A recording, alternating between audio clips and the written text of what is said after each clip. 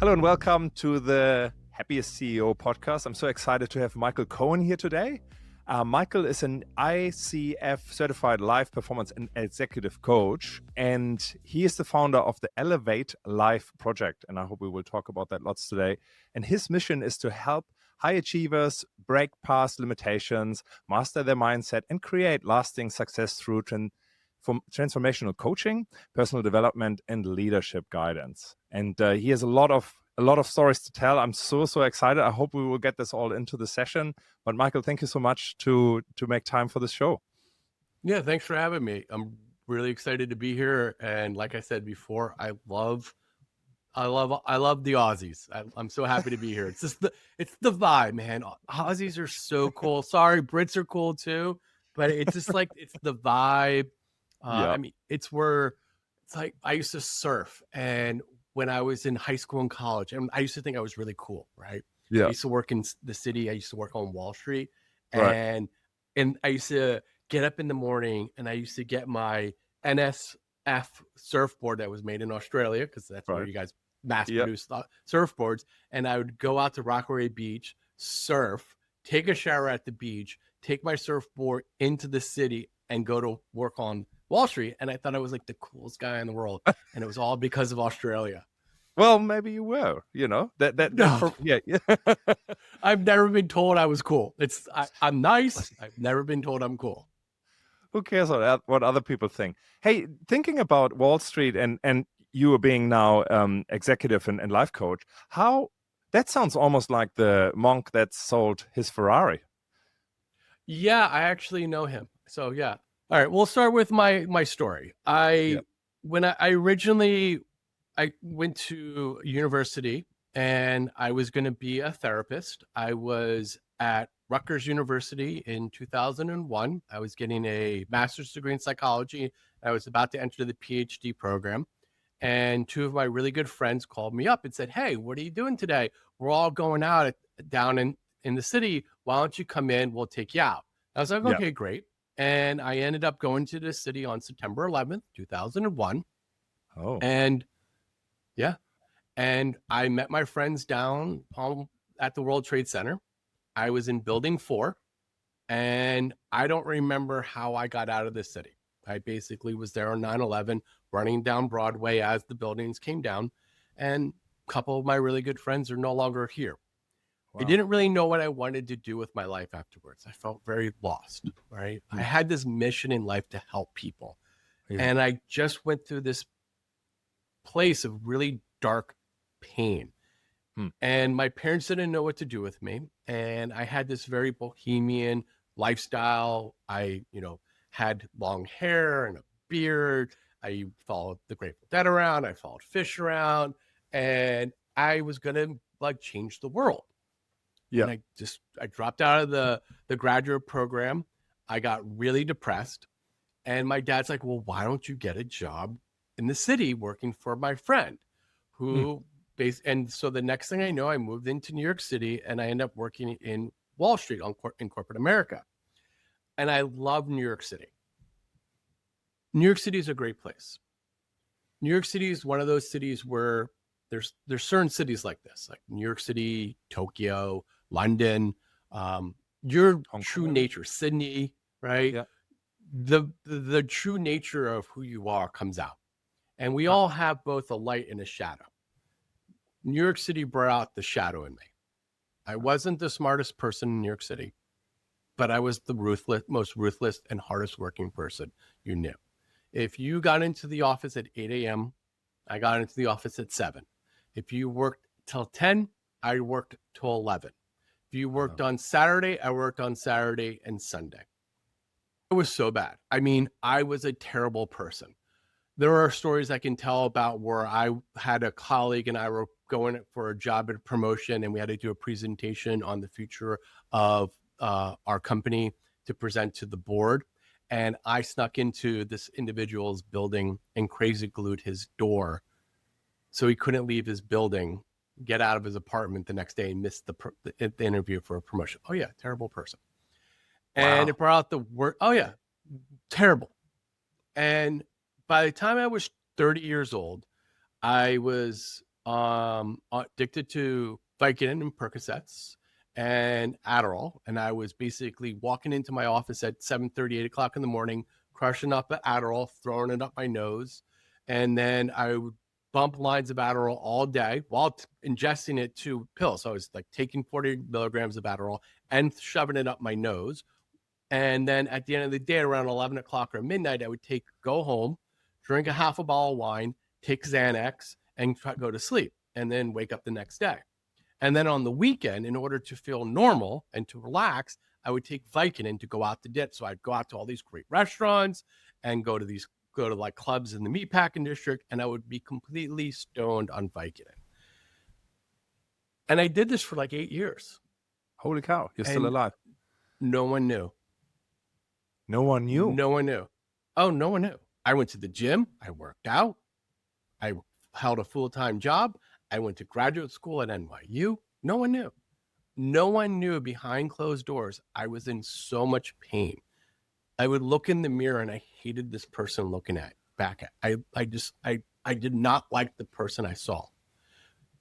And I felt trapped. I didn't know what to do. I felt really trapped in this identity, this person I became, right? I was the New York City guy with really nice suits and really fancy like lifestyle and weekends in the Hamptons and exotic vacations and pseudo famous friends. And that was the persona that people knew about me, family. And I hid it from everybody. And I would go home at night and I would just like sit on the floor in this like really dark, painful place. I would cry. I would be alone. I was lonely. I couldn't hold a girlfriend for more than like a month. And then I would break up with her. And then at 30 years old, a friend of mine who, I don't know, somehow got a glimpse of my, like what was going on behind closed doors. She pulled me aside and said that I was going to, kill myself. She was like, I see the suicidal tendencies in you. I can see the edge. I mean, like she was like, we were drinking at a party one time and we were on a rooftop of a rooftop and I was climbing up on the ledge like it was nothing. And she ended up convincing me to go see a therapist. And the therapist convinced me to go to take a yoga class to release stress. And then that led to this whole journey of becoming a monk almost. And then that led to me being a yoga teacher, and we can talk about that some more. And then that led to me becoming a life coach. Wow. So after 8 years, somehow you still had a couple of friends by the sounds of it, or someone who actually cared, I guess, versus a girlfriend who... I didn't burn any bridges with friends, and I never burned any bridges with any of the women I dated. I was always, like I said before, I was never cool. I was just always really nice to people outside of work. At work, I was a terrible, horrible individual. I was cruel. I was vindictive. I was aggressive.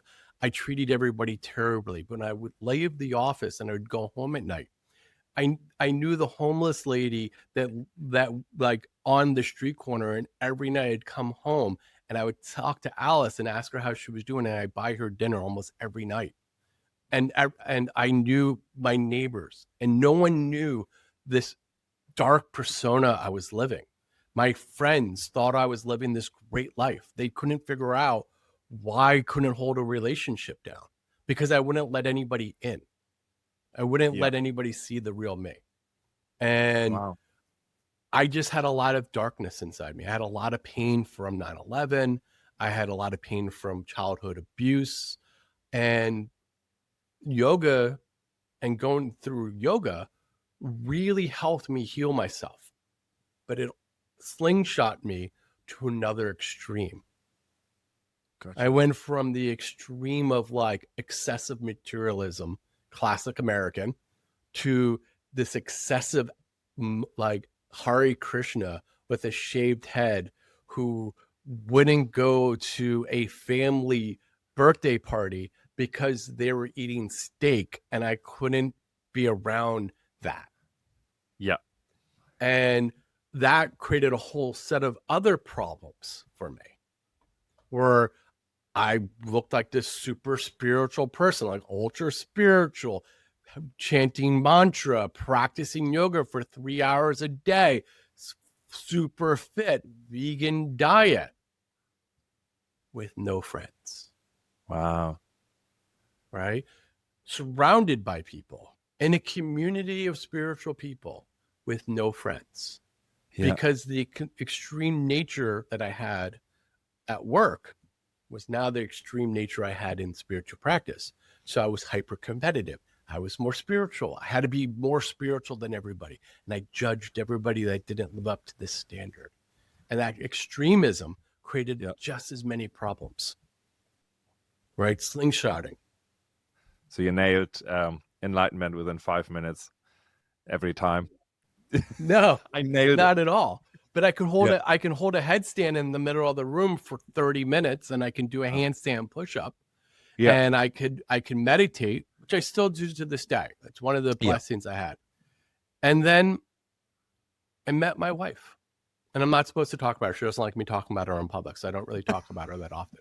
But then I met my wife, who is this amazing woman who I love very deeply. And the one gift she gave to me was the ability to find that balance between spirituality and materialism. I was able to find that harmony, right? I was able to I was able to have a job again and earn a living and have nice things without feeling guilty and without being a horrible individual. I learned to recognize that to be really successful, it's to collaborate. It's to build relationships with people. It's to build partnerships, to create a community. I don't know what it's like in Australia, but here in the States, we have a real epidemic going on, and it's getting worse. We have these gilded lives now, and where we have instant entertainment through social media, through television, through live streaming services. We have food delivered to us, clothing delivered to us. People leave their houses, go into their cars, go to their offices, come home, and never leave their houses and don't know their neighbors. And we're really lonely now. We're so isolated. And that was the lesson I learned from both going from the extreme like corporate drug and alcohol, hyper competitive, and the extreme ultra spiritual, was to find this idea that the only way to really be happy, the only way to really be satisfied, was to be comfortable with who I am as a person, to work on self-esteem and not try to be confident, but also to find connections with people. Yeah. That's what my wife taught me. Without going too much in detail about your wife as such, how did you get this opportunity, and how did you not waste it? If I think about the opportunities that I have wasted because of the state that I was in, probably especially like teenage years and young adulthood, at least those things were major opportunities that, because of my still development, my way to figure everything out, I let them go. But like, how did you see that this is the right thing? Like, was it just like instantaneously, and this is my savior and my partner, and she will tease the best out of me? I just found it interesting because I know many people do suffer exactly what you're talking about, and it's an easy life in a sense to slip into, but it's not easy to recognize that it's not a long-term possibility to be joyous and happy. I think it's, I think we don't realize this as individuals. All day long, we're told how to live the right life. We're constantly being told a message of where we're out of balance. See, a lot of times people think, if I just solve this one problem, everything will be fine. Right? If I work on solving my financial problems, I won't have any problems anymore. If I just work on my emotional problems and I don't have worry or fear anymore, everything will be okay. If I just work on my relationship problems, everything will be okay. Yeah. And that's not a reality, because pain is just a part of life. We're all going to experience pain. Right? We're all going to go through suffering. We're all going to go through pain. Suffering is how we choose to experience pain. right? When we go through suffering, it's because when we experience pain, we ask ourselves, why is this happening to me? When we go through pain and we look at it as our teacher, we ask ourselves instead, what is happening and what can I learn from this? And so when I was going through my spiritual journey of yoga, that was the lesson I was taught, right? So like I used to be this really groovy kind of guy that felt really relaxed and comfortable in my skin because my life wasn't revolved around what I accomplished. All right. I was an academic. I was at a major university getting a master's degree and going to get a PhD, but wasn't who I was, right? That's what I was doing to create a life. Who I was this long-haired hippie surfer guy who liked studying psychology, but spent his time hiking and going to dead concerts and fish concerts and surfing. That was who I was. It wasn't about what I did. And then my life shifted to what I did, right? So my life started with self-esteem, right? Self-esteem is the general impression of who we are as individuals, right? It's not our accolades. It's not our successes. It's our general impression of how we see ourselves, meaning I accept who I am as an individual. Yeah. I recognize qualities in me that I love, and I recognize qualities in me that I don't like. And that's self-esteem. And I look at both and accept both. That makes me a whole person. When we shift to self-confidence as our identity, then everything is external. Everything is about who I am as a person, what I have accomplished, how attractive my partner is, how successful my kids are, how great I am at work. Everything is about what I have. So that if anything gets taken away from you, you lose your self-worth. And that was who I was before college or before the city. That was who I was in college. When I got into yoga and I walked into the doors of this yoga studio, and this is where I got really lucky. I went to school at a yoga studio, which was called Jiva Mukti. It kind of still exists, but it's not like it used to be in the heyday. It was like the mecca of yoga in the United States. The who's who of famous people would practice there. I remember taking a yoga class there when John Edwards walked in the door, and he was a presidential candidate, and Natalie Portman practiced yoga there, and Russell Simmons practiced yoga, and Heath Ledger. It was like this really amazing epicenter of yoga. Sting was a partner in the yoga studio, but it was everybody on the sun. It wasn't exclusive. It was this massive yoga studio where like 80 people would be in a yoga class, and they would do this all day long from 8 a.m. till 9 o'clock at night. Right. It's the only reason why I went to the yoga classes because they had 9 o'clock yoga classes. But I walked in the door and I just fell in love with the practice and the people. Because I looked there and I walked in, I looked at everybody, I went, they all look happy and I'm miserable. I want that. Like they all were attractive. They all looked healthy. They all looked like they were in good places in life. And I was like, I want that. I want to feel like that. And so I went on this 10-year yoga odyssey where all I did was practice yoga. I would get up in the morning and I would go to the yoga studio and I would meditate. And then I would take a yoga class. And then I would go to my corporate job. And then at the end of my corporate job, I would come back to the yoga studio and take another hour yoga class. And on Tuesdays, I would study Bhagavad Gita for 3 hours. And on Thursdays, I would study Buddhism for 3 hours. And on Sundays, I would study the Bhagavatam for 2 hours. And in between, I went and got an associate's degree in religion. So I did all this soul searching, all this inner work for 10 years. And it wasn't like, oh, potpourri, sunshine, and rainbows. There were times when I had friends and there was times when I was very lonely. But I kept trying to be like, if I'm going to get somewhere, I'm going to get somewhere. I'm going to get somewhere. Yeah. And then I took this workshop, and I'll get back to my final question, your question. And I took this workshop where there was this really famous spiritual teacher who was leading a workshop, and an individual stood up and said, "You seem to have a great career that I want. I don't like my job.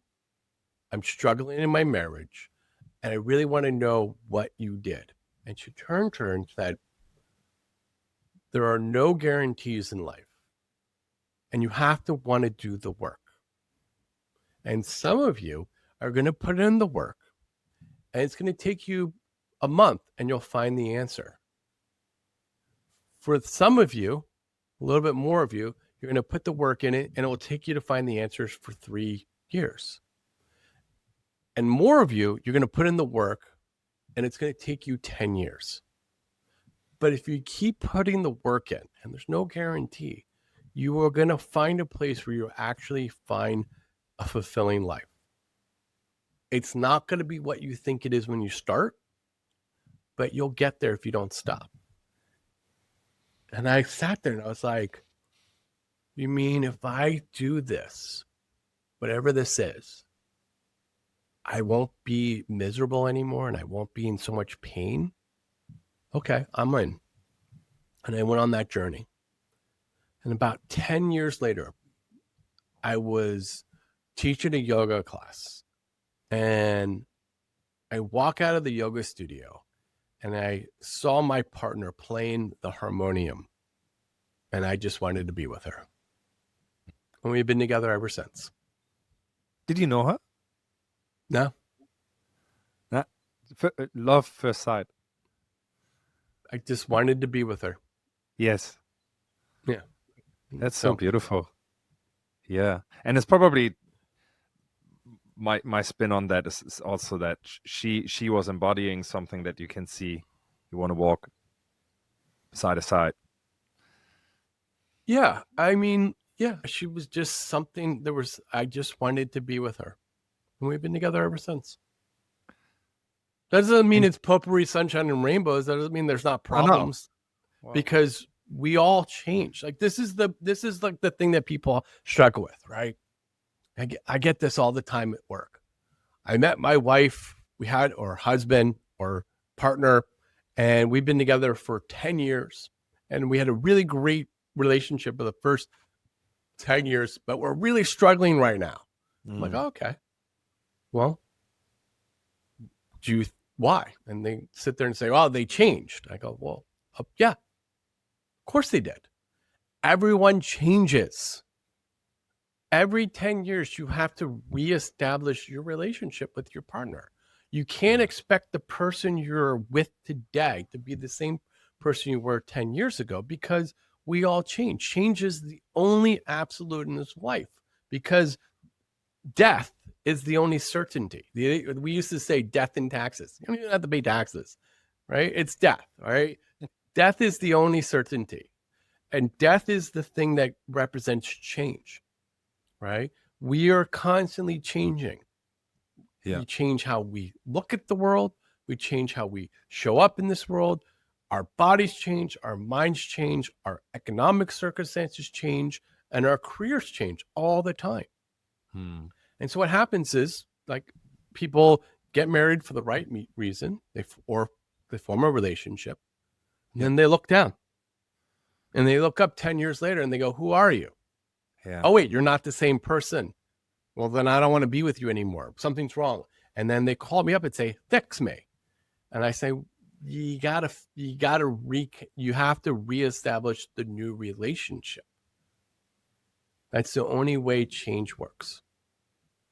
That's the only way a relationship stays, is to recognize that it's going to change. Sometimes it changes and you can't continue. That's okay also. We don't want that, but that's an absolute. Change is a part of life. Yeah. My wife and I talk about it a lot, and we feel that for our relationship, we've been together for just over 10 years now, and And things have changed, circumstances have changed, like my line of work has changed quite a bit. With way more kids than in the beginning. And so what we find is that if we don't put the work consistently in, it goes quite quickly. We had half a year of just busyness, quite a bit of sickness in the family and so on. And I could just see, I got a taste of what it's like to be not aligned anymore, because we had hardly any touch points, like none at all. Like during the day, none. And then at night, we were both so exhausted that there were no meaningful conversations where those things, the alignment can happen through all sorts of activities, talking and whatever. And I guess to us, like we reflected back, we got out of that, and things. It wasn't a crisis, but it was certainly a point where we realized this is not a given. Like there's definitely not a given that we want to be together for our lifetime. That's our intent. We want to have lots of grandchildren. That's another intent. But if we don't put constantly the work in, and I think that's something that I've learned, is having an agreement that we want to make this work. Therefore, we have to also have uncomfortable conversations and notice things and discuss things, so that the change becomes the new normal and is accepted and actually welcomed, and then you keep moving forward. But yeah, no doubt, like every 10 years or so, there will be changes just because we've matured. Circumstances change, you become an empty nester, or whatever it might be. But yeah, I see where you're coming from. Well, sometimes your partner has emotional imbalances. Sometimes you have emotional imbalances. Yeah. Right? Sometimes you're dealing with depression, anxiety. Sometimes your partner is. Sometimes you have health concerns. Sometimes there's financial concerns. Sometimes sometimes you're dealing with family members, elder care. Sometimes you have problems with kids. It's this idea that we go through this life and we're going to somehow, some way get to a place where we're not going to have problems. And that's one of the things I tell clients all the time. I'm like, you're always going to have a problem. There's always going to be a problem. Don't go through life thinking that you're not going to have a problem. It's how you deal with the problem that matters.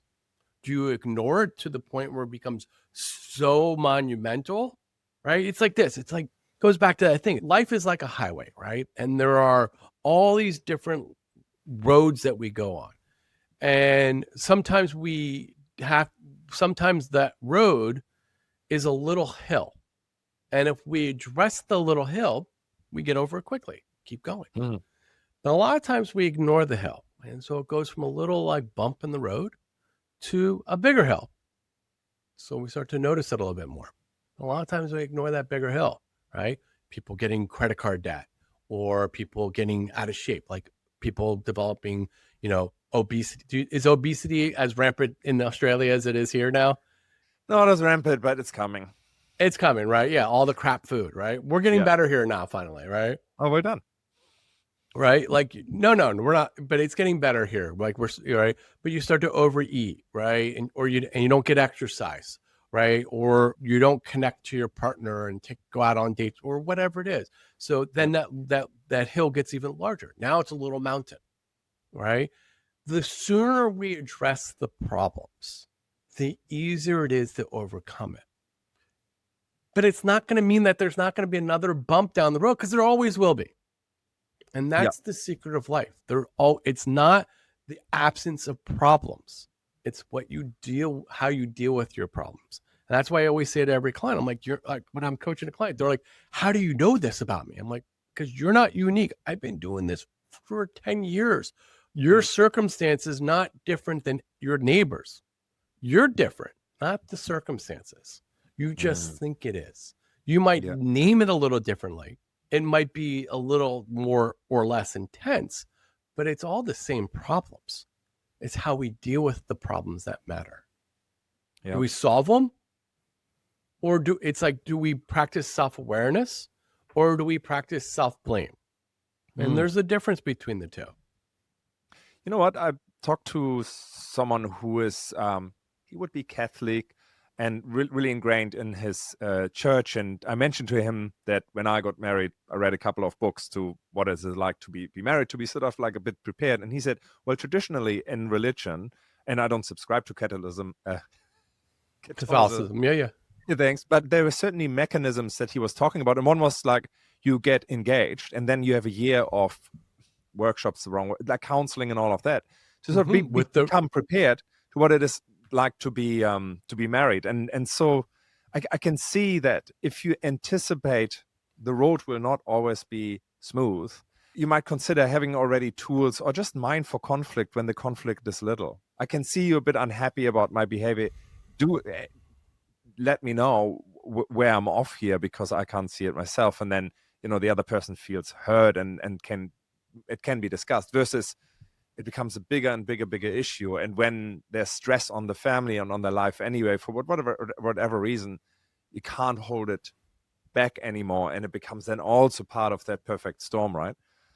Well, then it's like, I always say this to clients. Because I remember at one point in my life, I was going through a therapy and the therapist was like, do you struggle with worry? No. Fear? No. Anxiety? No. Self-doubt? No. Like going down this list of emotions. I'm like, I experience these emotions, but no more than anybody else. So yeah, I have self-doubt, but it doesn't debilitate me. I have worry, but it doesn't debilitate me. I have anxiety, but I work through these things. And finally he went to anger. And I went, oh yeah, I have an anger issue. That is I'm like, yeah, anger gets the best of me. And he was like, don't you see? That's the problem for you. Like, I was like, all right, what do you mean? He goes, when you're dealing with difficult situations and you have to have a difficult conversation, you become, if you're angry, you begin to ruminate and then you obsess over it. And then you try to win the argument. Hence why I brought out the worst in me in corporate America. And this was a lesson I learned. He was like, it's okay for you to be angry for 2 to 3 minutes. It's okay to stay angry after that. It's not okay to express your anger any further. Mm-hmm. You have to learn to be able to be. And so like, that's the lesson I learned. Right. Yep. And that's self-awareness. Self-awareness is to recognize who we are as individuals and be non-judgmental so that we can observe the areas of our life that we're struggling with and not to cause harm to ourselves. Like, oh, I shouldn't behave that way. I shouldn't do this. I shouldn't do that. Right. Because I always say, like, when you should, you shame, and when you shame, you blame. Right. And then to be action oriented, meaning like, what are the things I need to do to learn to manage this problem? When we blame, what we're doing is we're shaming ourselves, right? And so then we identify ourselves as bad or flawed or a horrible individual. And so we stay stagnant in the problem, right? That's the whole idea. The whole idea of this conversation and every other conversation on the planet around self-help and personal growth is to be more self-aware. That's it. That's all we're doing. We're trying to be more self-aware, to recognize where our imperfections are and not label them as flawed or bad, but ask ourselves, what are the actions I can do around this? Where is the opportunity for growth? If I think about the path that you have walked to get to that insight, that's a almost 20-year journey, 20-year journey, something like that, right? I'm 50 years old in a year and 8 months. And I started this journey when I was sophomore in high school. Yes. So I was 14, whatever time period that was.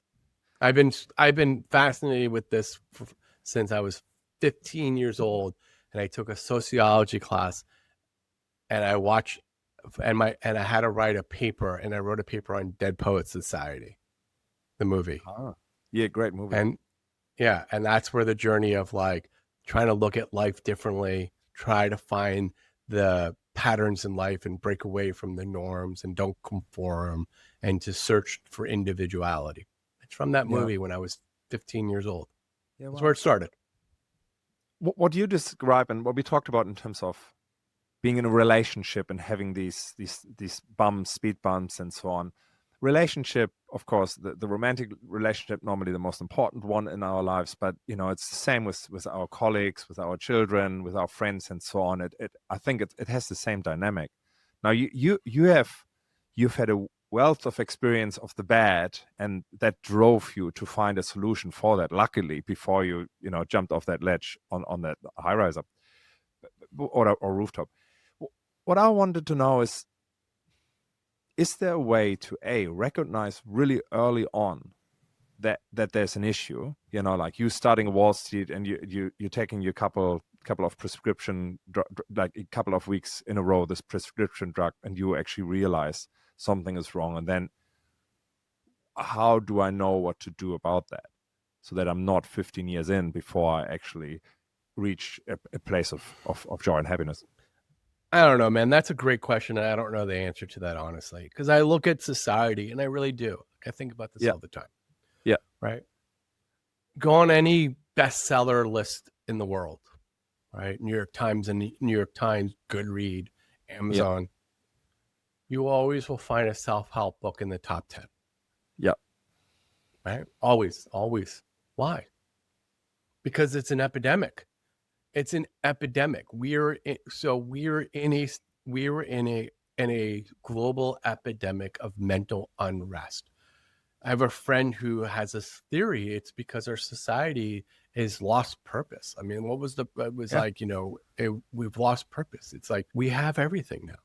You as an individual, if you were the poorest person in the world, you are still wealthier than the average aristocratic elite 100 years ago. And that's not to say that you're not suffering, but you have an iPhone. You have, you have an iPhone, and there is food for most people. Like, unless you're in like war-torn Gaza, South Sudan, these horrible atrocities going on in the world, Ukraine, like places where there's abject war and poverty. For the most part, most people are wealthier now than a king 100 years ago. I mean, we have better medicine and we have better entertainment than the king of England 150 years ago. Think about that. Yeah, it's crazy. Like, start there. Yeah. And so we have all this stuff in the world, right? And it's like it's the classic fable, right? It's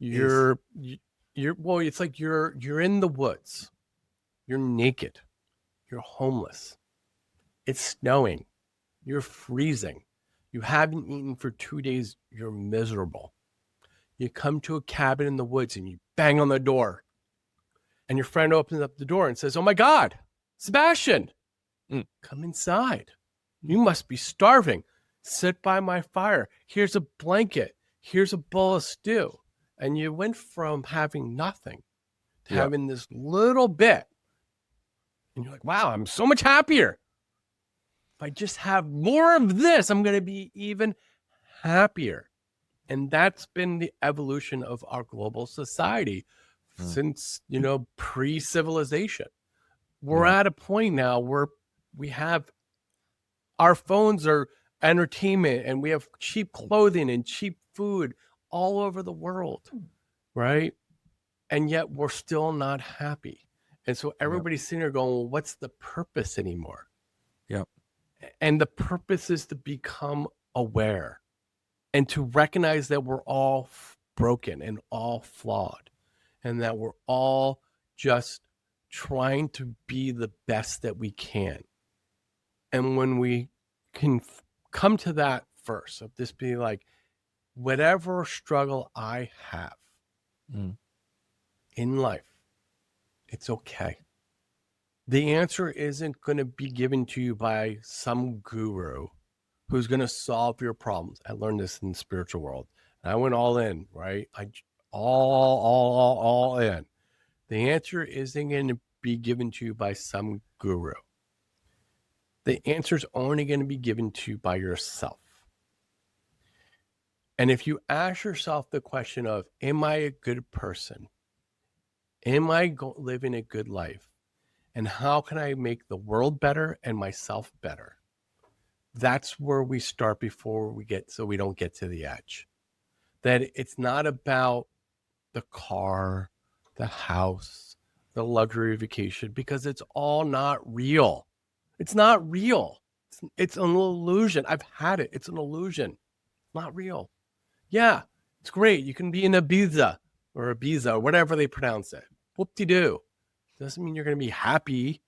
Right. You might be around some famous people and some beautiful people, but it doesn't mean you're going to be happy. Yeah. It's about looking at the life you have with gratitude and just asking yourself that question. And if you can ask that question, that will prevent you from going to the edge. How can I better myself? And how can I better the people around me? Yeah. That was the only insight I've ever had. I don't know the answer. I'm still looking. I've learned to ask that question. It makes sense. And you were saying that, we don't have any direction or vision for the future. And I guess vision, where there's no vision, people perish, I think is the saying. No purpose. No purpose, right? And nowadays, many sort of constructs like religion or, certain society, groups, because of you said it started earlier, but I think nowadays with the phone in our hands, that pulls us away from all sorts of attention to other things. And it's so diluted that it feels everything is up in the air. You can do anything, but then certain streams of, can and can't emerge, but without a foundation of like, what's the moral behind it? Why can't I say this anymore? Why is it not accepted that I have an opinion about something that is a little bit controversial? Isn't that how dialogue actually starts? Stuff like that. Yeah, I think we need to correct from that. I think that has become too extreme, like anything. Yeah. I think we can't cancel people. We can't disregard people who don't fit into your moral standards always as individuals, because we're going to be constantly canceling people then. Yes. Right? We have to understand that we're all flawed. We're all ignorant. We're all just trying to do our best in this world. We're all trying to be good people. And what it means for you to be a good person might be contradictory to what I mean to be a good person, but that doesn't mean, as long as I'm not causing you harm, that's okay. We can't be offended. It's like this whole idea. It's like to try to create these frictionless worlds, right? This is why I think people lack purpose. It's like everyone's trying to create these frictionless worlds. I mean, it's AI dating. I have 2 clients that have had AI girlfriends. Neither of them are happy. Wow. It's not that it's not a bad thing that, I'm not against AI companionship, but it's not the end result. It's not going to make you feel fulfilled, because it's that there's not friction. We need friction in this world to feel good, right? It's how we walk the earth. It's how we move. It's how cars move. It's how anything in life is able to move, is through friction. Without friction, there is no movement. If there's no challenge, there is no growth. With no hardship, like if everything was perfect, why would you ever grow as an individual? Why would you ever have a goal, right? Mm-hmm. If you were given everything, what's the point? I lived in the city. I was around really remarkable people. I knew people that were handed millions and millions of dollars, who took that money and created a great life with great families, great friends, great purpose. And I saw other people get handed that money and just throw it all down the drain because they had no goal. You have to be comfortable with the uncomfortable. You have to be uncomfortable. You have to be comfortable with the friction in this world, because that's the only place to live, is in that uncomfortability. It's to be comfortable with both the shadow and the light. I wish it didn't have to be true, but that's just the world. And I think that's the part where it's like we have to find purpose. Is we have to find that comfortability in a world where everything is given to us now, and now the place to go is inside, and not to look to the guru for the answer, right? The cult. right? Mm. That this is somehow the thing that I have to follow that's going to solve all my problems, Yeah. because it's not. You're going to get to the end, and then you're going to go, wait, I'm still the same person, because the only way to change is to go inside. I think I got a lot of good advice when I was a teenager and I just didn't hear it. It's hard to believe that. And maybe there is a passage, rite of passage that just needs to be walked where you actually create that type of pain Yeah. as a driver to, to be hyper aware and says, I got stung here and, I won't do that again. And I'm up for learning how to, to create a better life and accept actually challenges, which is part of everything. Like when I accepted that as a leader, accepting that there are challenges, and in fact my job is just hearing problems, it shifted a lot because there was an acceptance to it. So I didn't want to hide anymore from like, all right, here's a meeting and most of that will be a manager telling me the issues that there are at the moment. It's actually, hey, this is exactly my job and this is where we can all grow. This is how I can assist them. If everything is wonderful, then there is no edge to actually grow and move and to your sort of path that you've been walking. Did you really acknowledge straight away that there was a problem? I would argue it probably took a while, and that you need help for this type of thing probably even longer. No, I knew there was a problem for my whole life. I knew I Okay. wasn't happy. I knew I was Right. damaged. I knew I had issues. I just didn't know how to solve them.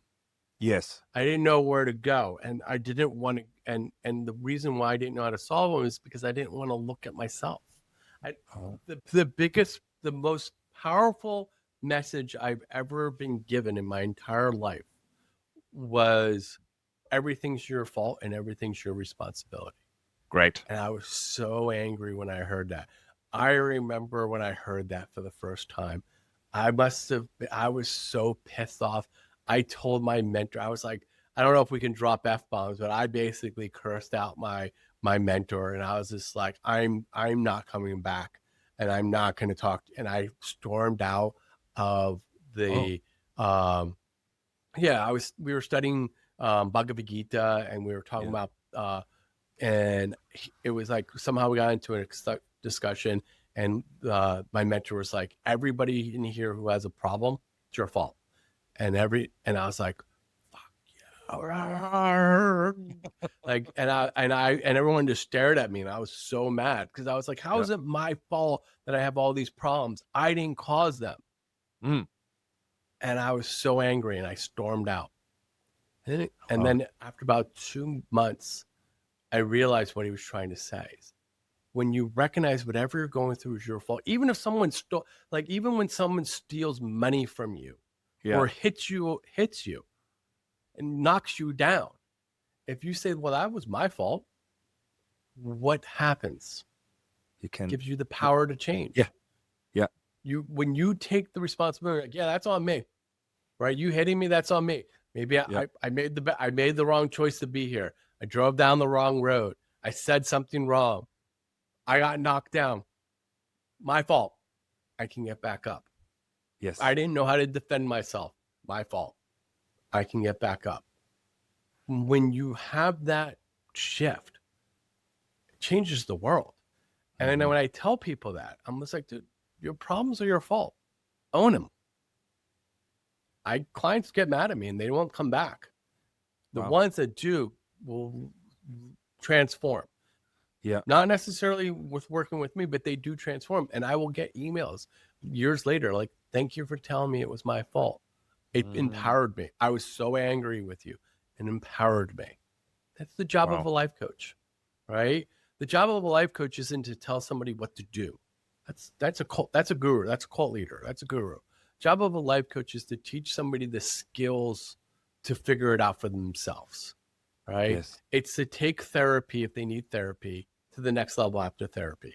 Or it's to take somebody who doesn't need therapy but needs skills to manage their lives.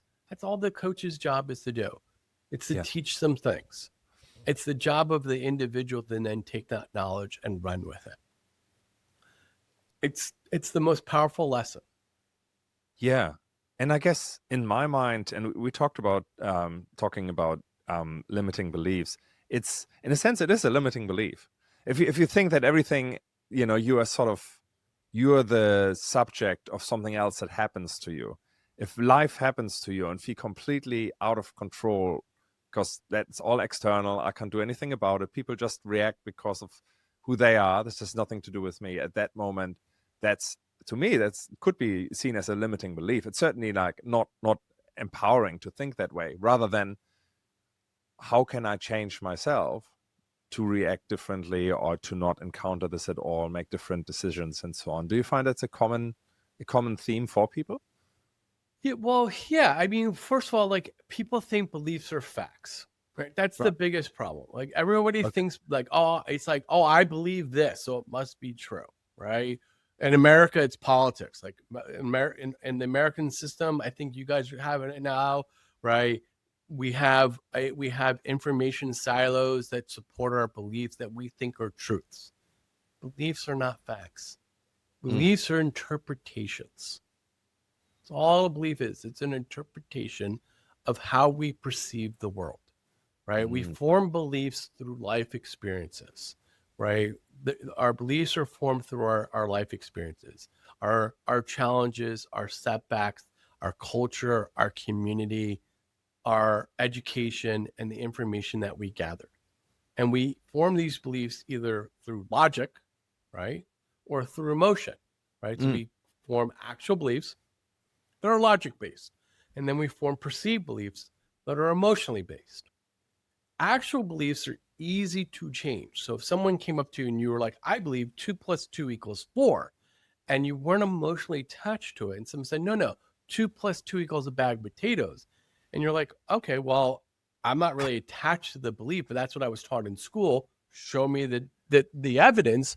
And the evidence said, well, this is what the facts really say. You go, okay, I was wrong. Thank you for sharing that with me. I can change my views on the world, right? Yeah.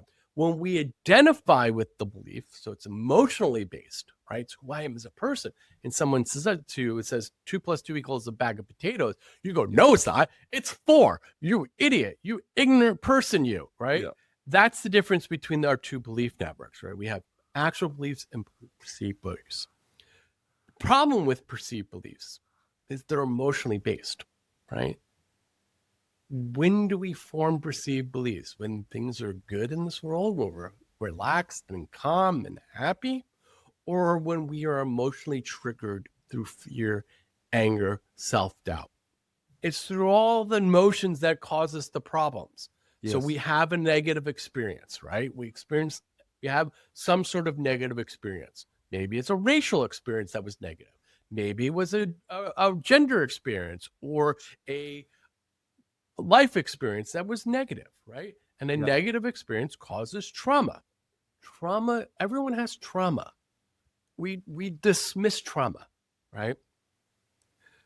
We all think because we're not somehow in a part of the world where there's bombs not dropping on our heads, or we haven't been physically assaulted to the point of being hospitalized, or emotionally or physically abused to the point where we had to go into a domestic shelter, or we didn't grow up with parents addicted to heroin and we were homeless. Like most of us dismiss our trauma, right?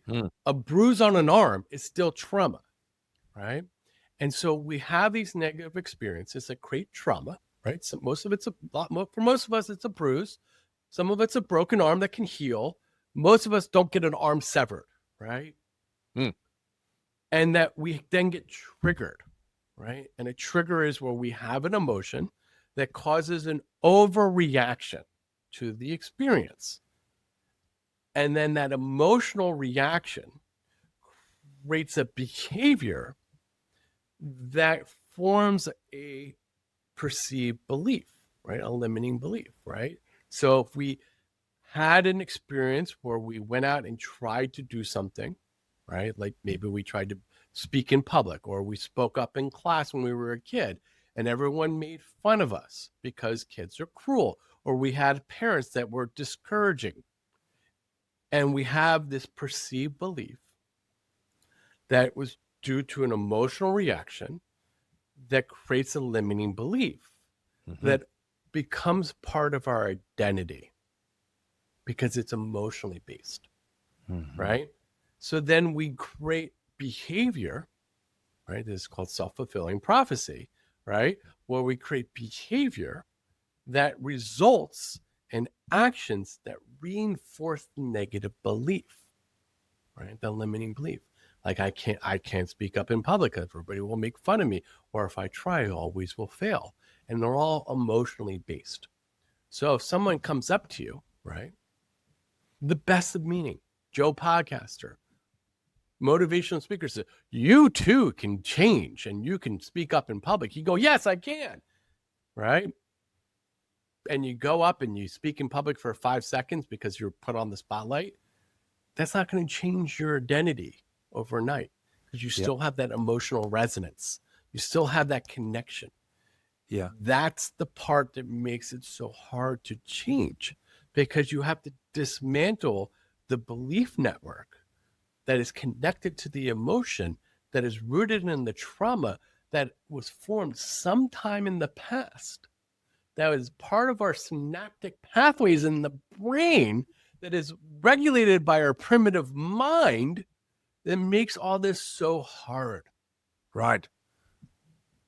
So you got, first you need to basically know that you got your stuff, like, being aware of your behavior. People trigger me. I realize that I get triggered or upset or depressed or whatever it is.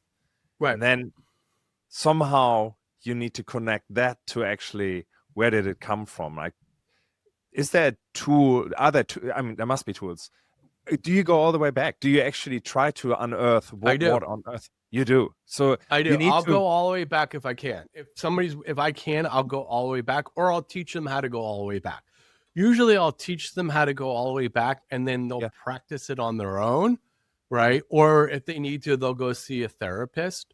But yeah, I'll when I explain the differences between perceived beliefs and actual beliefs, that usually is the part of the light bulb. They go, whoa, wait, what? I'm like, yeah. Beliefs aren't facts, right? In order to change, you have to be able to be uncomfortable with someone who come up to you and say, well, here's a different way of looking at the world. You have to be like, oh, I did not know that. Thank you. This goes back to what we were talking about before with like cancel culture, right? Yeah. Not everybody knows this is as modern as you might be, whoever you are. And if someone comes up to you and says, you know what you said or what you did is offensive to me, and you get all defensive, well, now it's all based on your beliefs that are emotionally. But if you say, well, I do apologize if I offended you. I did not know that would offend you. Thank you for sharing that with me. I understand your trauma behind it, and I recognize you as an individual. That means I'm not attached to that belief, right? That's one aspect, right? So that we can accept into people for who they are. When we look at limiting beliefs, we want to understand that beliefs are formed through what I call a ladder and a spoke, right? So a spoke means you're at the center, and each of these different stages you can address individually, or you can go from the bottom of the ladder back to the top, or vice versa, right? So we have what's called mental impressions. Mental impressions are memories, right? You have an experience that creates a mental impression. Common example is pot of boiling water. When you're a little kid, your parents say you don't touch that pot of boiling water. The handle's really hot. Well, you're 3 years old and you've never burnt your hand before, so you're going to touch the pot. And maybe the first time you're going to cry, but you're going to touch it a second time. And then maybe the third time, you're now going to have a mental impression. When there's a pot of water on the stove and steam's coming out, the handle's hot, don't touch it. That's a mental impression, right? So we form mental impressions through life experiences as a way to make decisions quickly in this world, right? This is the primitive mind, right? I have an experience, right? This event causes this result that forms a mental impression. And these mental impressions create cognitive processes, right? This experience creates this mental impression that will create this cognitive process for me to behave or interact this way in the world, right? right? I see an animal that's really big with claws. My mental impression is that animal killed my friend last week. So this week, I therefore should run away from the animal, is the cognitive process, right? Yeah. Yeah. Or I have an axe, I can kill that animal. I shall fight it, right? Those are the cognitive processes. So when we have limiting beliefs, what happens is we have an experience in life. We don't know where these form. These are constantly forming. Even now, tomorrow, you're going to form new beliefs. And some of these beliefs don't cause us harm. So we're going to talk about the insidious ones, right? Yeah. That creates a mental impression that begins to create a cognitive process. And that cognitive process is this whisper in the back of our mind, right? A lot of men are struggling this right now in the United States, right? Like this fear, if they ask a woman out, they're going to be labeled as a creep, right? Wow. So they go up to somebody and say, hey, would you like to go out with me? And they're rejected, right? So they create this little mental impression in the back of their mind. Women don't like me, right? But whatever it is. Or it could be like, if I go for that job interview, I'm not going to get I get rejected. Therefore, anytime I go for a job interview, I'm going to be rejected, right? So we start with these little whispers in the back of the mind. You're not good enough. You'll never succeed. You'll never be happy, right? And those little whispers begin to create a narrative of self-talk, right? Where you begin to speak negatively about yourself, right?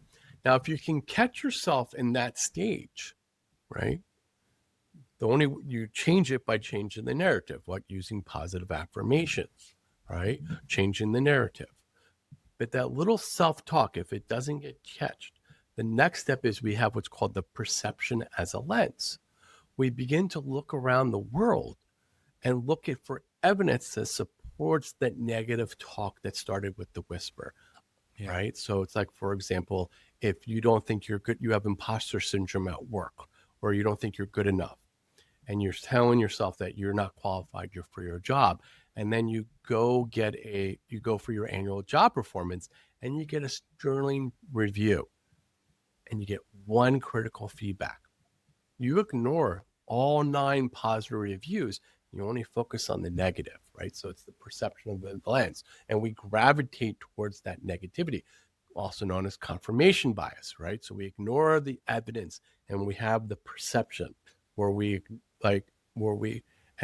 so the only way to address that is to be able to focus on the facts, not the feelings. But if we don't address the perception, then we create the behavior, right? So we begin to create behavior patterns that support the confirmation bias, that supports the negative talk, that supports the mental impression that's caused the beginning whisper. So we begin to create self-sabotaging behavior, right? We break up with people because we don't deserve love. We do create self-destructive patterns at work because we don't believe we're going to be successful. So if we have to create that, in order to address that, we have to address the behavior. If we don't address the behavior, then what happens is we create an emotional connection, right? Now we create the emotional connection, self-doubt, criticism, any sort of negative feelings we have towards ourselves. And then that creates the perceived belief that gets cemented into us as individuals. Gotcha. And then we reinforce that. Then we go into that cycle of self-fulfilling prophecy. So now we have that belief structured into us, that then we create these behavioral patterns that result in giving us the results that reinforces the belief. And we create that cycle over and over. And we keep living in that cycle. And so we have to break it down. We have to go backwards. Right? Exactly. So how do you do that? So basically, you described how we get to not a good state at all, because at that moment, like, it's happening and it's automatically and it's really ingrained in us, and we just know I can't get a job, or I can't get a partner, or whatever it is. It's so strongly in you. Or I can't cook, like I don't have these skills, and it stems for whatever it was. And now you're Right. at that point. What would happen now to undo that? How do you get to that point? Well, for me, what I do is I start with teaching emotional intelligence. That's the first thing I do, right? I Okay. start with consciousness. I start with like, what is consciousness? Then I go into emotional intelligence to create the foundation, right? Yeah.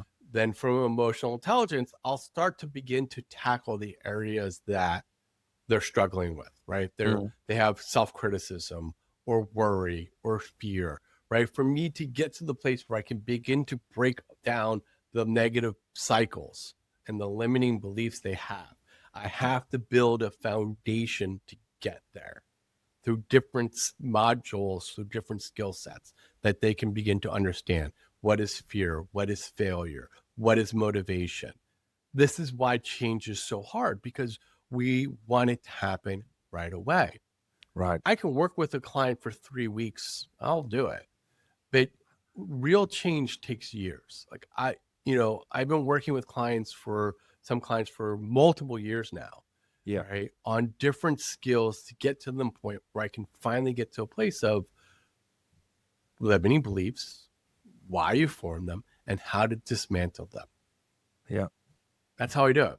All right. It just takes me time. I wish I could do it in 3 sessions. It just takes me time to break it down, like get them through different things where then they finally begin to be like, yeah, I understand where that got formed.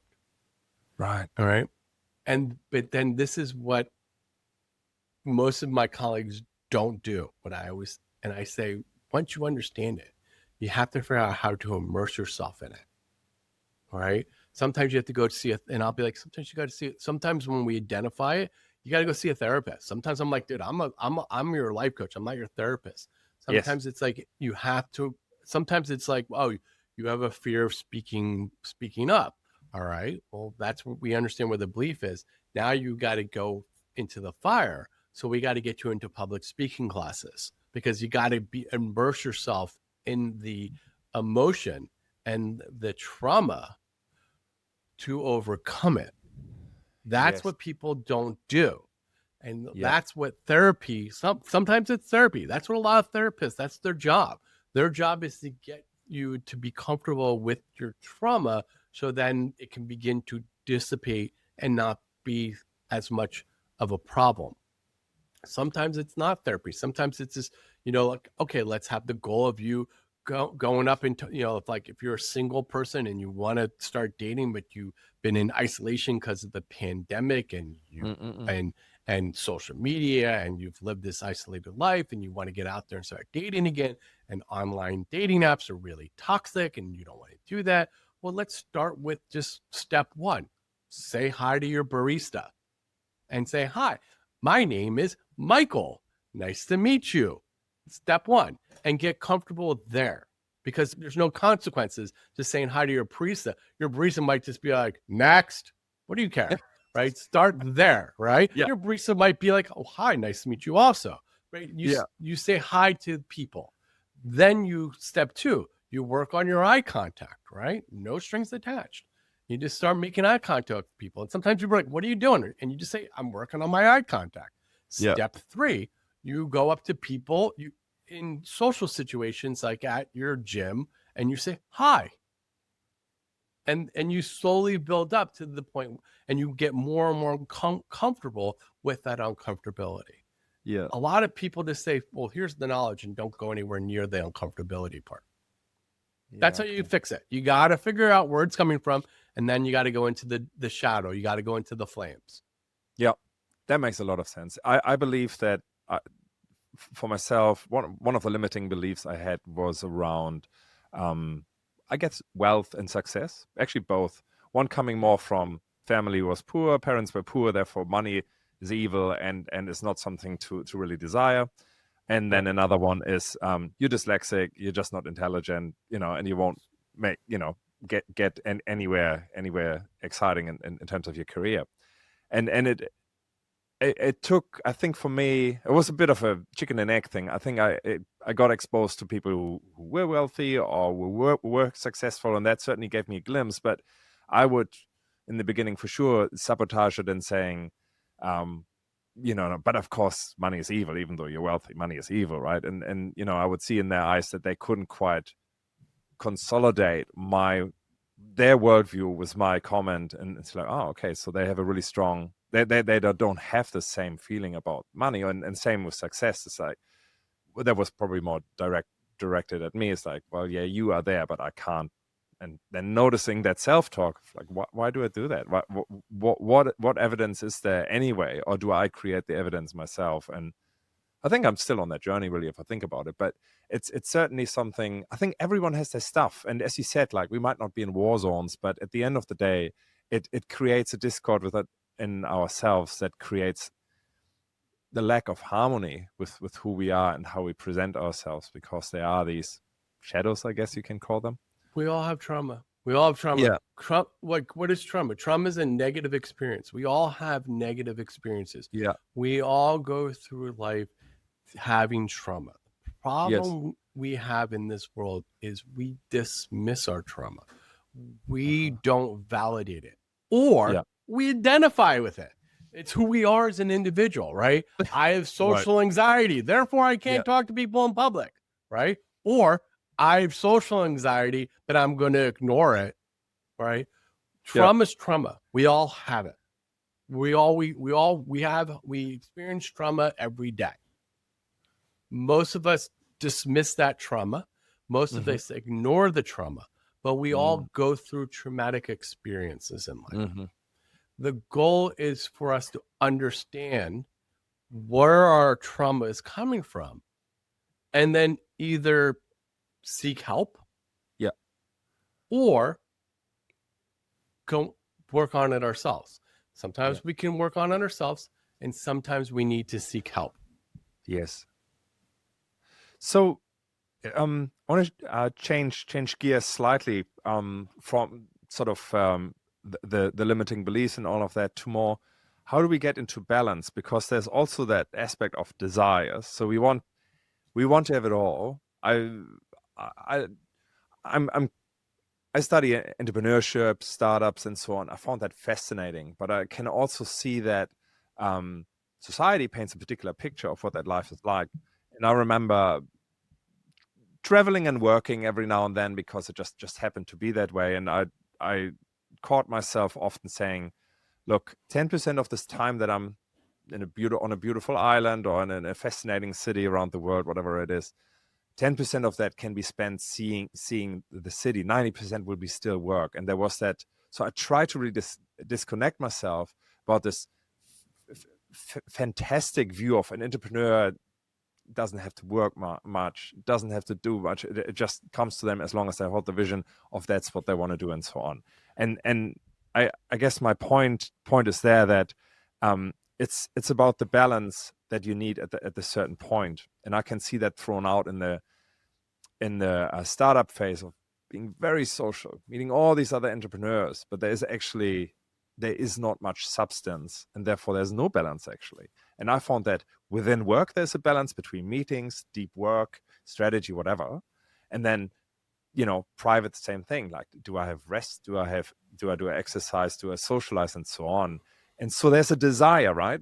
And I found that is really, really difficult if you look at social media or just in general information flow. You see that certain images are portrayed to you, and that desire can put you in an imbalance.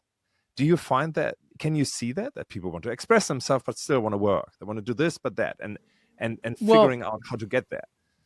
Well, first of all, we have to get past this idea of these entrepreneurs that live these glamorous lives where they're on beaches and they don't work. It's horseshit. I'm sorry. Yeah. It's you burn through your money and then you're done.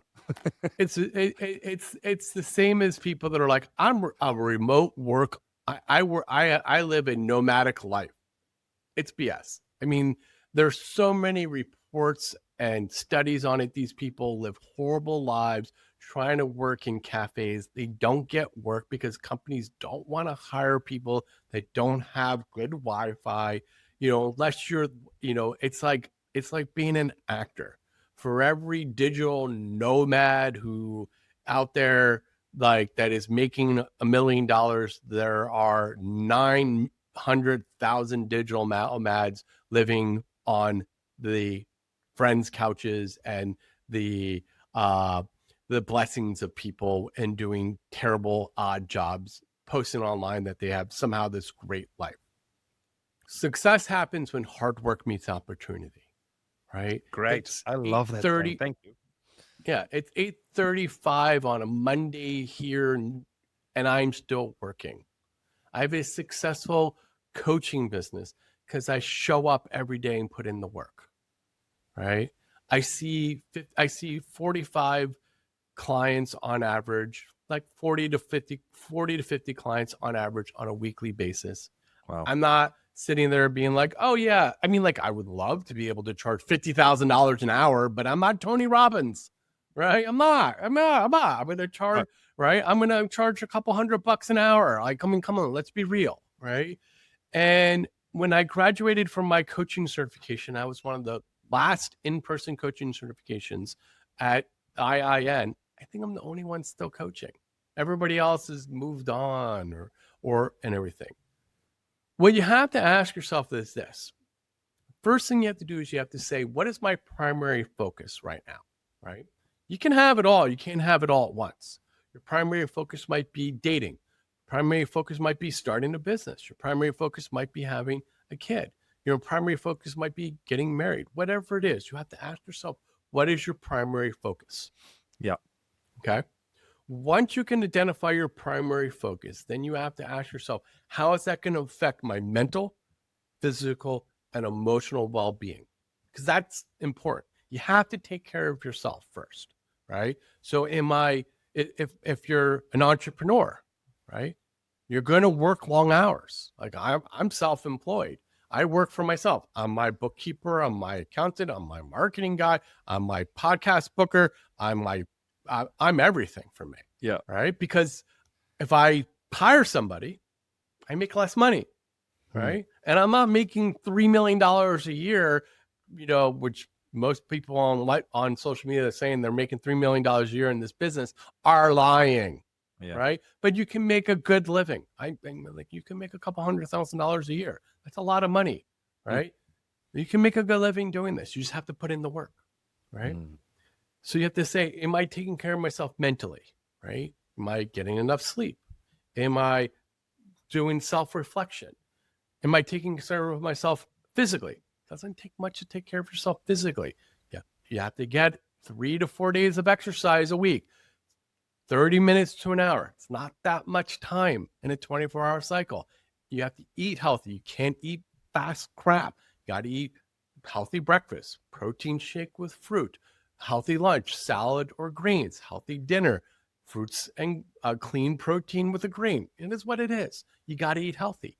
And are you taking care of yourself emotionally? Are you connecting? If you're burnt out, are you honoring your burnout? Are you seeking help if you need to? Once you can do that, right? So this is my primary focus. Then am I maintaining my mental, physical, and emotional well-being? My relationship with my partner, if you're in a relationship, right? And then if you have a family, right? Because success is I come first, my partner comes second, and I don't sacrifice my family, my friends, and my community. So if you're going to want to be successful in this world, and you weren't born with wealthy parents, and you're not, like in America, we call them Nepo kids, and nobody handed you $1 million. Yeah. You're going to have to work 8 hours on a slow day, 10, 12 hours on a normal day for a good 10 years. Yeah. And then hopefully you get to a place where you can pull back a little bit or have some people to help you. Right. But you can be successful, but it takes hard work without sacrificing your mental, physical, and emotional well-being, your relationship with your partner, your family, your friends, and your community. And you do that by knowing what to say no to. Great. The no to-do list. The no to-do list. And that's a whole skill that I will teach people. I love that. I really do. And I think it's in the beginning of our show, we talked about the 10 years where, relationships change and whatever that might be. And I think that's when you talk about priorities, and priorities might change a little bit faster than that, depending on which stage of life you are and all the rest of it. But overall, when they change, this balance needs to find itself, or you need to find your own balance again, right? Like as you had, Wall Street wasn't balanced, yoga, well, that went all the other way. And when you're in your 20s, you're out. You should be when you're in your 20s, be out as much as you can. Go to as many workshops, seminars, social gatherings, bars, parties. That's what you should be doing in your 20s. Yes. In your 30s, either you keep going or you start to look for a partner. In your 40s, it's your family and your career. In your 50s, it's your career, maybe your family's starting to get a little bit older, so they don't need as much time, right? Yep. But that doesn't mean that you don't enjoy life still, right? That doesn't mean you don't go to the beach. It doesn't mean you don't go hiking. It doesn't mean you don't go camping, don't go on vacation. It doesn't mean that you don't enjoy life, because here's the thing. It's like, and this is the thing that I sit there and I'm like, dude, if you didn't work, what the fuck were you going to do with your life? I don't understand. People are like, passive income, sitting on the beach all day. You know how boring that gets after a while? Like, what are you going to do all day? Yeah, no meaning, right? So no purpose again. There's no meaning. You're just going to sit around after a while? Like, how boring that. This is why when I see people, they move to the islands, they all come alcoholics, because there's nothing else to do. Wow. Yeah. Yeah, that's a wake-up call. They all work and drink. Mm-hmm. They work at a bar and then they sit around and drink, because there's like, it's like they get bored, right? When you have, like, working hard isn't a vice. It's just like hustle culture is a problem, and grinding is a problem, because when you grind, you wear yourself down, but you do have to work hard. You have to put in the time, right? That's why they always say, what's the cliche? It takes 10 years to be an overnight success, right? But it's so true, right? I started my coaching business in 2017. Right, I was teaching yoga, and then I started my coaching business. It didn't take off until 2022. Yep. And now it's thriving. I want to go to the next level. That's the next goal. Like, I want to go from where I'm at now. I want to double my income, which is why I'm on this podcast at 8:45 at night, to build my brand more. Good point. Right? Good point. Yes. That's why I'm here. I mean, like, I love the fact that I get to add value. But it's 8:40 at night, and I'm working still, because I want to double my income. I want to get a larger audience. I want to reach out to people more. Like, that's why I'm here. Like, like, I'm not altruistic in my like, I try to do good in this world, but there's also a reason for it. Like, there's nothing wrong with that. We have this idea that, we shouldn't crave success. I just don't think I think success brings a level of happiness, but I don't think it's going to solve your problems. No. Before we got online, you were talking also about social comparison, and I think it's really dangerous. If you want to be a successful entrepreneur, if you think that part of the blueprint is you have to be at the beach, then that's really misrepresenting what it really takes. But, that's what you see online. And so really going back to, what's the why? Why are you on a podcast, late at night? What is the real why? Because otherwise, after a while, you probably would burn out. It's like, I don't even see the point of it. Why am I doing this? Versus being driven by where you want to get. So you have a goal, and you know the why, and this is part of the strategy. It's much easier to put in the hard work, I guess, whether it's relationship, whether it's work, whether it's, of course, yourself, if you know why you do it, what you actually want out of it. I know exactly why I'm on these podcasts. I can't stand social media. Yeah. I hate it. I mean, I'm on it. I have a profile because I need to have it.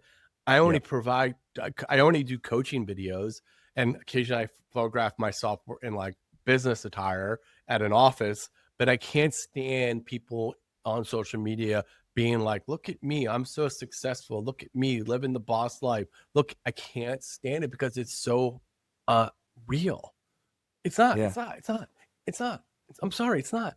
I was on this huge podcast once, and I was like, oh my God, I'm going to go to this person. And like, I went to this person's house, and it was a big podcast, like big deal, million downloads.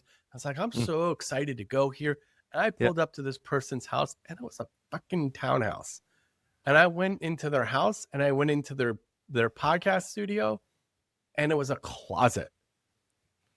But online, it was like, look at me. I'm like in this great studio and I live in this big life. And I was like, you're a fraud. Yeah. And I literally looked up and I said, I'm like, this is bullshit. And I walked out the door and wouldn't go on the podcast with them. Wow. Because they were a fraud. And I like being on this because I'm not going to entertain somebody and jump around trying to get likes, but I can add value. And I believe that if you add value to the people in this world, the money will come eventually. And here's the thing. And somebody will say, well, entertainment's value too. I'm like, yeah, if you're an entertainer and you're doing comedy or whatever entertaining, that's great. You should do that on social media. Yeah. But I'm a life coach. I'm not an entertainer. I'm a life coach. My brand is helping people, right?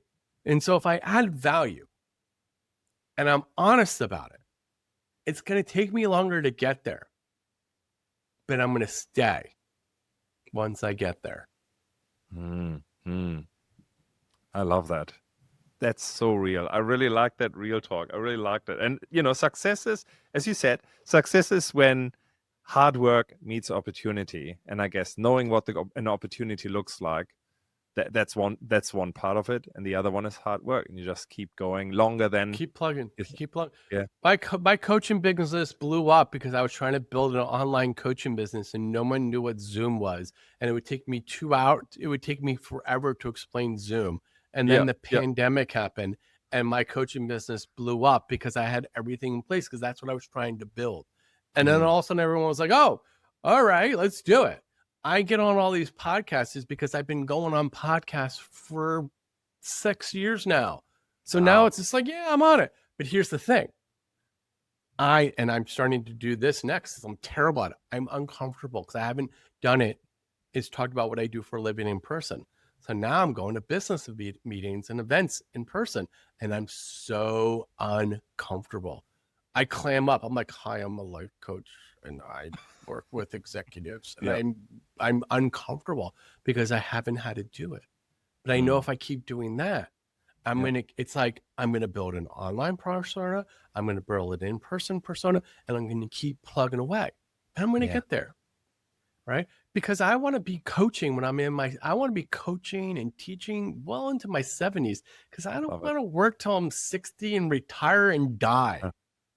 Yeah. Right? I want to be like Scott Galloway, Bill Maher, Clint Eastwood, Amy Porterfield, Mel Robbins, Oprah, whoever you like. I'm just naming people here that are well into their 70s and they're still providing content and value.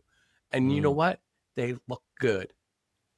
And stuff. And that's what I want. Right? I was like, that's what I want. I want to wake up when I'm in my 70s and still feel good about my life. Talking about a vision.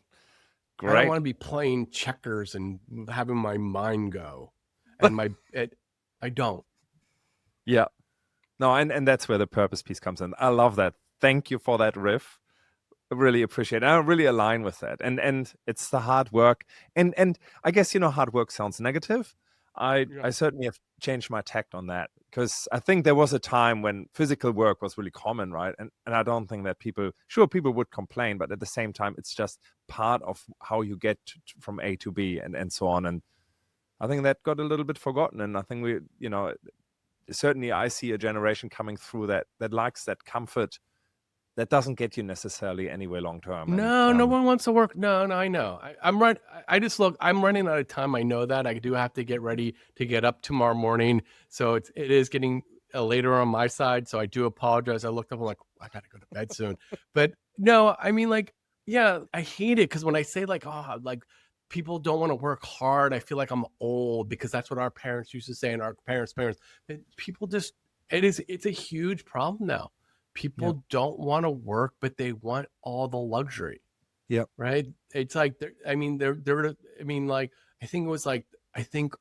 it was like the number one job that people wanted after high school was influencer.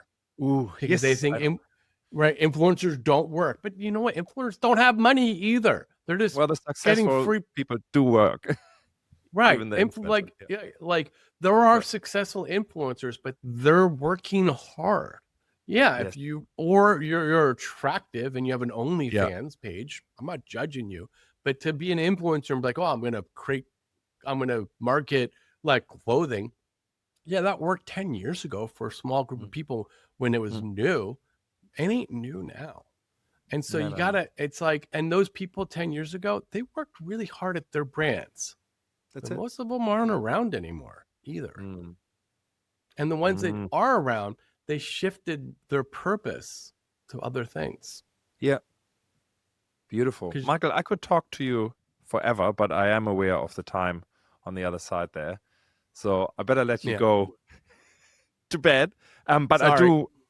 No. I honestly, like, I would love to actually hit you up in a year's time and see where you got to, and you know, where we got to. You know, the bigger the audience, the better for our guests, and that's really important to us. Sold. Yeah, I want to make it to Australia. It's on my bucket I'll list. do that. Let's do one in person. We do that. But really important, if people want to find you, and that's great that you mentioned that you're working online. I found online sessions just as helpful as, well, almost as helpful as in person, but they're certainly effective. And so if they want to get in touch with you, that's elevated life project, all one word, right? .com. ElevateLifeProject.com.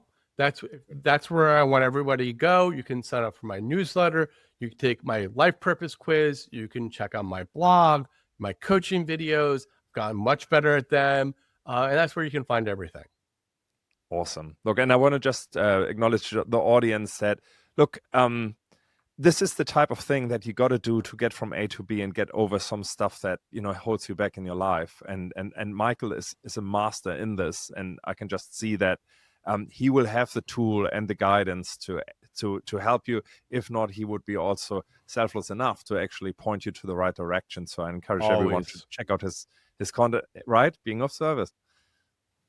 If I don't know, awesome. I've had many conversations where I'm like, I would love your money, but I can't help you. This is where you need to go. Gotcha. Yeah. I've said that rather recently, like, nope, I am not the right fit for you. You need this type of life coach, or you need this type of therapist. I've said that many of times to people. I'm like, yeah. I would love to, especially when I was starting out and I needed the money, I still would tell people like, yeah, no, like, unfortunately, this is what you're looking for. I mean, it's just, I'm not a master. I'm a student. I always say I'm a student. Always be learning. That's my philosophy. ABL, always be learning. All right. It's just, I live by that. Like, always wake up. And if you can't go to college, sign up for listen to podcasts. If you can't listen to a podcast, take a course. If you can't take a course, go to the library, get a book, but always be learning. Awesome.